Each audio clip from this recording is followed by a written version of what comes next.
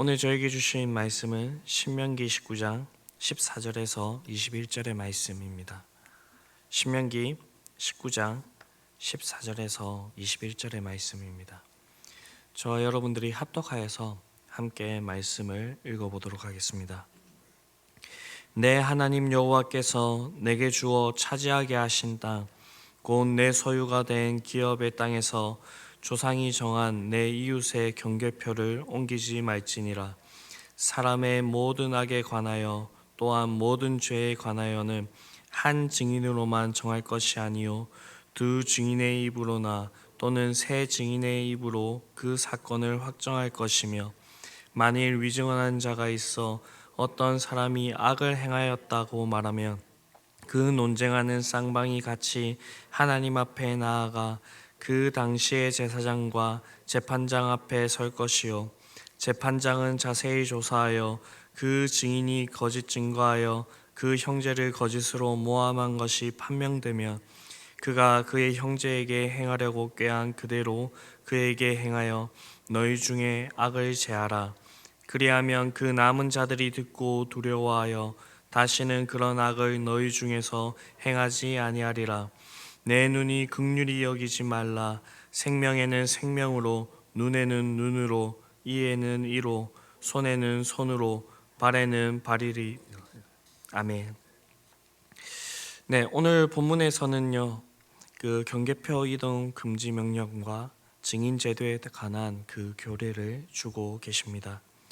먼저 여기서 경계표란 오늘날과 같이 토지의 소유를 증명하는 제도가 발달하지 않았던 이 고대 사회에 그 땅을 구분짓고 표시해주는 그런 표식이었습니다. 그런데 이 경계표는 고정된 것이 아니었습니다. 그래서 토지에 욕심내는 사람들은요, 자신의 토지의 면적을 늘리기 위해서 이 경계표를 고의로 다른 사람의 토지로 이동시켜 놓기도 하였습니다. 이것은 남의 재산을 도둑질하는 행위로 하나님의 계명을 범하는 아주 중대한 범죄 행위였습니다. 그래서 모세는 이 14절을 시작하면서 내 하나님 여호와께서 내게 주어 얻게 하시는 땅이라고 이렇게 분명하게 말씀하고 있습니다. 이것은 이스라엘이 장차 얻게 되는 그 가나안 땅이 근본 하나님의 소유이고, 하나님께서 이것들을 그들과 그들의 조상에게 맡겨주시는 것임을 분명히 하고 있는 것입니다. 물론 이 가나안 땅뿐만 아니라 하나님께서 이 세상 모든 만물과 우리가 가지고 있는 모든 소유의 원소유주이십니다. 하나님께서 이 모든 것을 다 지으셨고 하나님의 선하신 뜻에 따라서 이것을 우리에게 맡겨주셨다라는 것입니다. 이와 관련하여서 시편 24편에서는요, 땅과 거기 충만한 것과 세계와 그 중에 거하는 것, 그 모든 것이 여호와의 것이라 라고 그렇게 노래하고 있습니다.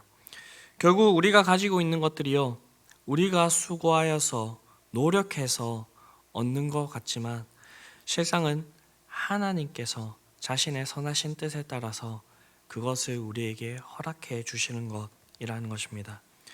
그렇게 우리는요, 하나님께서 우리에게 주어 주신 그것에 만족하고 주신 것들을 잘 가꾸어 나가야 됩니다. 우리는 이러한 사실을 성경을 통하여서 배우지만 우리의 현실의 삶에서는요, 가끔은 이러한 사실들을 잊고 살아갈 때가 있습니다. 그래서 우리의 욕심대로 우리가 하나님께서 허락하시지 않는 것까지 그것을 소유하려고 그렇게 아둥바둥 살아가는 그러한 삶의 모습이 있다라는 것입니다. 그런데 이러한 모습은요, 우리에게만 있는 그런 모습은 아니었습니다. 성경을 보게 되면 이 사단이라는 존재에 대해서 얘기를 하고 있는데, 처음에는 지극히 아름다운 천사였으나 피조물된 자기의 본분을 잊어버리고 하나님의 보좌를 엿보다가 결국에는 하늘에서 쫓겨나고 영원한 심판에 처해지게 되었다라고 그렇게 성경은 얘기하고 있습니다. 이사야서 14장 12절에서 15절에 이 말씀이 잘 드러나고 있는데요, 너 아침의 아들 계명성이여 어찌 그리 하늘에서 떨어졌으며 너 열국을 엎은 자여 어찌 그리 땅에 찍혔는고. 내가 내 마음에 이르기를 내가 하늘에 올라 하나님의 뭇별 위에 내 자리를 높이리라. 내가 북극 지폐의 산 위에 앉으리라. 가장 높은 구름에 올라가 지극히 높은 이와 같아지리로라 하는도다. 그러나 이제 내가 수월 곧 구덩이의 맨 밑에 떨어짐을 당하리로다. 이 사다뿐만 아니라 인류의 첫 조상이 되는 아담도 그러했습니다. 하나님께서 이 아담을 선하게 지으셨지만 하나님께서 금지하신 선악을 알게 하는 나무의 실과를 먹게 되므로 그 지위를 박탈당하게 되었습니다. 그 이유가 눈이 밝아져 하나님과 같이 되기 위하여서 하나님께서 금지하신 그 일을 행하였다라는 것입니다. 이 에덴 동산에 살았던 아담에게 부족한 것이 있었을까요? 아닙니다. 하나님께서 금하신 것은 단 하나, 선악을 알게 하는 나무의 실과만, 그것만 따먹지 말고 이 여기 있는 그 모든, 동산에 있는 그 모든 것들을 누리게 하셨습니다. 오늘날 우리에게도 이런 마음들이 들 때가 있습니다. 그럴 때 우리는 어떻게 해야 될까요? 그것은 지금 우리가 가지고 있는 것이 내 것이 아니라 하나님께서 내게 맡겨 잠시 관리하고 있다는 그러한 것들을 분명히 인식을 하는 것이 필요하다라는 것입니다. 그렇게 할 때에 우리는 우리가 가지고 있는 것에, 우리가 가지지 않고 있는 것에 집착하지 않을 수가 있고요. 하나님께서 원하시는 대로 그것을 사용하면서 그렇게 살아갈 수 있다라는 것입니다. 사랑하는 성도 여러분, 우리들은 하나님께서 허락하지 않은 세상의 재물이나 물질적인 것에 눈이 어두워져서 하나님께서 우리에게 주어주신 것들을 온전히 누리지 못하는 그런 일들을 하지 않기를 원합니다. 세상의 것들은 있다가도 없고 없다가도 생기게 되는 것이라 그렇게 얘기를 합니다. 그리고 우리의 선한 아버지 되시는 하나님께서는요, 우리가 그의 나라와 의를 위해서 살아간다고 한다면 이 모든 것들을, 우리에게 필요한 그 모든 것들을 더해 주시겠다고 약속하셨습니다. 우리가 받을 만한 그 그릇이 된다고 한다면 하나님께서는 우리에게 반드시 그 그릇에 합당한 그 재물과 우리가 소유할 수 있는 것과 재능과 그 좋은 것들을 우리에게 허락하여 주실 것입니다. 네, 그렇기 때문에 우리가 먼저 하나님께서 우리에게 주어주신 그것들에서 만족하고 그것을 하나님께 영광 돌릴 수 있는 그러한 일들로 온전히 사용하실 수 있는 저와 여러분들이 될 수 있게 되기를 간절히 바랍니다. 다음으로 15절에서 21절을 보게 되면 증인 제도에 관련한 규례를 주고 있습니다. 증인 제도에 관련한 규례를 보면 어떤 사람의 유죄가 성립되기 위해서는 한 사람의 증언이 아니라 두세 사람의 증언을 통하여서 그 죄를 확정하도록 하고 있습니다. 또한 만약에 이 증언을 하는 일에 있어서 거짓이 있다고 한다면 동해보복법의 그 원칙에 따라서 차별 없이 엄중하게 그렇게 처벌하라라고 말씀하고 있습니다. 하나님께서 이렇게 이 규례를 주신 이유는요, 이스라엘 중에 한 사람이라도 억울한 일을 당하는 자가 없도록 하기 위하였습니다. 즉 하나님의 그 공의의 그 성품이 아주 잘 드러나고 있는 것입니다. 특별히 17절을 보게 되면 그 논쟁하는 쌍방이 같이 하나님 앞에 나아가 그 당시의 제사장과 재판장 앞에 설 것이요 라고 말씀하고 있습니다. 위증의 여부를 가리기 위해서는요, 그 논쟁하는 쌍방이 함께 하나님 앞에 나아가 당시 제사장과 재판장 앞에 서야 했습니다. 당시 이스라엘 재판제도는 2심 제도였는데요, 이 중에 1심 재판은 집안 재판정에서 이렇게 이루어졌고요, 최종적인 2심은 하나님 앞으로 인식되는 중앙 성소에 나와서 치러졌습니다. 그런데 여기서 주목할 것은요, 위증의 여부를 가리기 위해서는요, 1심 재판을 거치지 않고 바로 하나님 앞에 그 중앙 성소에 나와 제사장과 재판장 앞에서 판결을 받도록 하셨습니다. 이것은 이 위증이라고 하는 이 범죄가요, 아주 심각한 범죄라는 것을 우리에게 알려주고 있는 것이고요.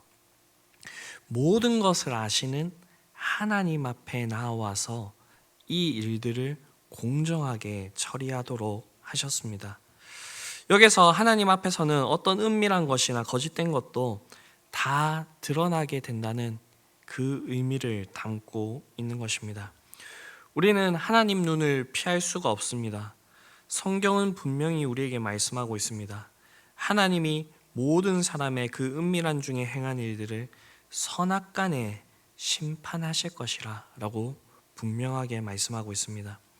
따라서 우리가 범죄하였을 때에 당장 심판을 받지 아니하는 것은 하나님께서 잠시 그 심판을 유보해 놓은 것에 불과한 것이지, 하나님께서 그 죄를 묵인하거나 용납하시는 것이 아니라는 그 사실을 알아야 될 것입니다. 세상에 그 누가 창조주 하나님의 눈을 피할 수가 있겠습니까?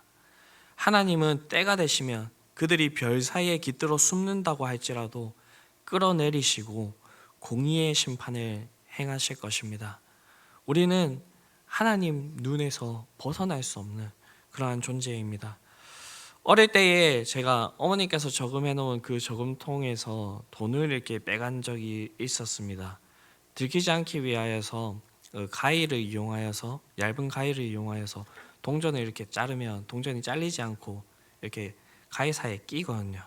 그래서 그렇게 하나씩 빼서 썼는데, 어머니께서 이제 돈이 없어지는 것을 이제 알고 심증은 있는데 물증이 없으니까 어느 날 불러다가 이렇게 얘기하셨습니다. 엄마는 사람이라 가지고 모든 것을 다 보지는 못하지만 하나님께서는 너가 그렇게 하는 걸 다 보고 있다라고 그렇게 하셨는데, 그때 그 말씀이 너무나도 두려워서 내 방에 가서 이제 몰래 회개했던 그런 기억이 있습니다. 만약 범죄 가운데 있다고 한다면 하나님 앞에 회개함으로 나아가실 수 있게 되기를 바랍니다.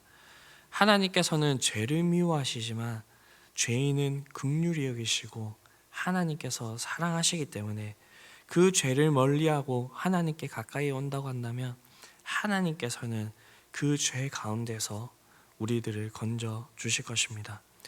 사랑하는 성도 여러분, 우리가 하나님을 눈으로 보지 못한다고 하여서 하나님도 우리를 보지 못하는 것은 아닙니다. 하나님께서는 우리의 마음까지도 감찰하시는 분이라고 성경은 우리에게 말씀하고 있습니다. 우리가 행한 행위 중에서 하나님 앞에 드러나지 않을 것이 하나도 없습니다.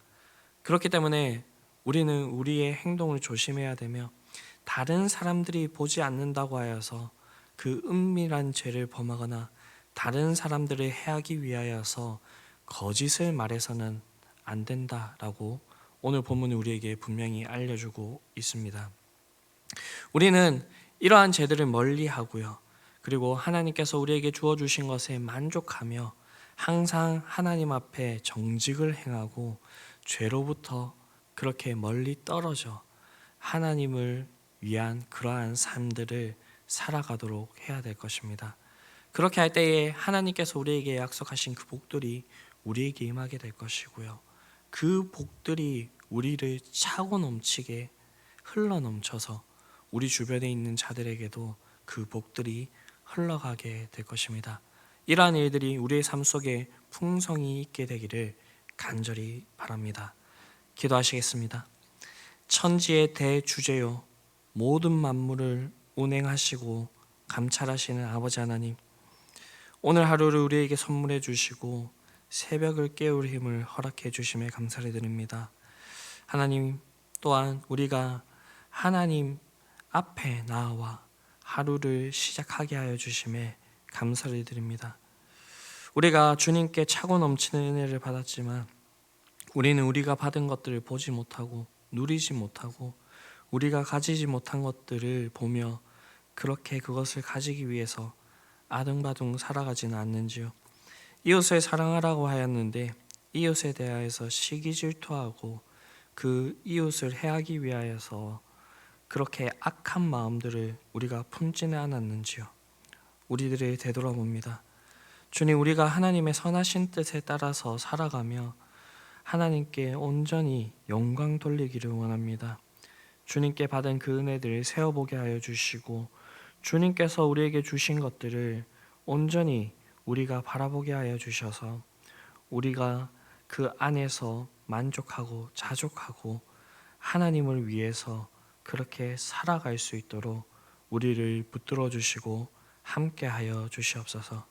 그렇게 하여서 우리를 통하여 하나님의 뜻이 온전히 드러나게 하여 주시고 약속하신 복이 우리에게 차고 넘쳐 우리의 주변에도 흘러 넘치기를 간절히 원합니다. 오늘의 삶 가운데 이러한 일들이 풍성히 있을 수 있게 되기를 원하오니 주님, 우리를 주님의 장중에 붙들어 주시고 우리와 함께하여 주시옵소서. 이 모든 말씀 우리를 구원하신 예수 그리스도의 이름으로 기도드립니다. 아멘.